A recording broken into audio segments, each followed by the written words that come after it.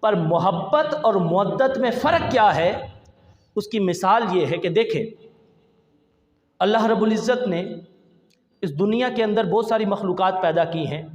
کچھ مخلوق اس دنیا پہ خشکی کے اندر رہتی ہیں، خشکی پہ رہتی ہیں، کچھ مخلوق اللہ رب العزت کی پانی میں رہتی ہے، کچھ مخلوق ایسی ہے کہ جو جنگلوں میں رہتی ہے، یعنی بہت ساری مخلوقات اس ذات نے پیدا کی ہیں۔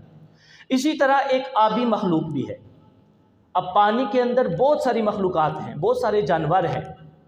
اب وہ جو پانی کے جانور ہیں، ظاہری بات ہے ان کا مسکن پانی ہے، وہ پانی کے اندر رہتے ہیں، وہ پانی سے باہر نہیں آ سکتے، تو ہم کہہ سکتے ہیں کہ ان سارے جانوروں کو پانی کے ساتھ کیا ہے؟ محبت۔ پانی کے ساتھ کیا ہے؟ بولیے میرے ساتھ، محبت ہے۔ کیوں محبت ہے؟ کیونکہ پانی کے بغیر ان جانوروں کا گزارا ہی نہیں۔ لیکن اب ان جانوروں میں کچھ جانور ایسے بھی ہیں کہ جو پانی میں بھی رہ سکتے ہیں، اور جب ضرورت پڑے تو پانی چھوڑ کے باہر خشکی پہ بھی رہ سکتے ہیں۔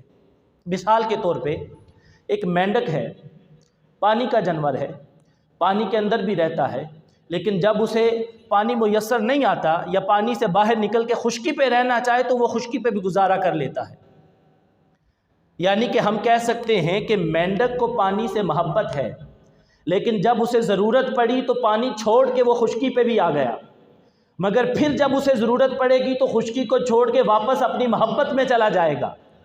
اسی طرح کچھوا ہے، پانی کا جانور ہے، پانی میں رہتا ہے، پانی سے محبت کرتا ہے، لیکن جب ضرورت محسوس ہوتی ہے تو پانی کو چھوڑ کے باہر خشکی پہ بھی آ جاتا ہے۔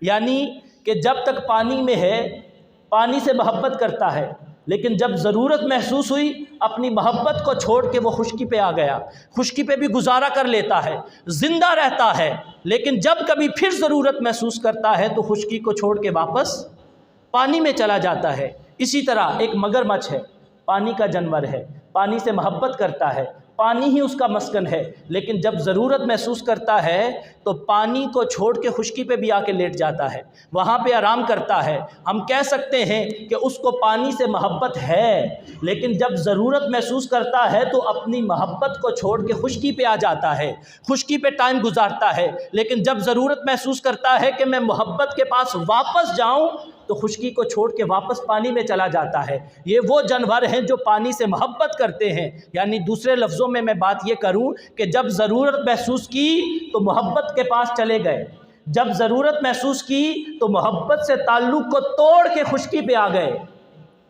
اب یہاں پہ دوسرا لفظ ہے مودت۔ اب پانی کے اندر کچھ جانور ایسے بھی ہیں کہ جو پانی سے محبت نہیں کرتے بلکہ پانی سے مودت کرتے ہیں۔ اب وہ جانور کون سے ہیں؟ مثال کے طور پہ مچھلی ہے، مچھلی پانی میں رہتی ہے، مچھلی کا تعلق پانی کے ساتھ مودت والا ہے۔ کیوں؟ کیونکہ اگر اس کو پانی سے نکالیں گے تو وہ جان دے دے گی۔ مچھلی کو پانی سے نکال کے اس کا وہ تعلق توڑنے کی کوشش کریں گے تو مچھلی کیا کرے گی؟ جان دے دے گی، زندہ نہیں رہے گی، اس کے جسم سے روح نکل جائے گی۔ جب تک پانی میں رہے گی زندہ رہے گی، جب تک پانی سے اس کا تعلق کو ختم کریں گے اس کے جسم سے روح نکل جائے گی، مر جائے گی۔ یہاں تک کہ اس کو پانی کے ساتھ اس کا تعلق اس طرح کا ہے کہ آپ نے مچھلی کو پکڑا، پانی سے نکالا، اس کو پکایا، پکا کے آپ کھا گئے۔ اب کھانے کے بعد آپ پھر ایک دفعہ تلخی محسوس کرتے ہیں، آپ پھر پانی کی طلب محسوس کرتے ہیں۔ یعنی وہ مچھلی آپ کے اندر گئی، ابھی بھی اپنا وہ تعلق پانی سے توڑنا نہیں چاہتی، بلکہ ابھی بھی وہ تعلق اس طرح کا ہے کہ ابھی بھی پانی کو طلب کرتی ہے، ابھی بھی وہ پانی مانگتی ہے۔ آپ اپنی اس تلخی کو دور کرنے کے لیے پھر پانی پیتے ہیں۔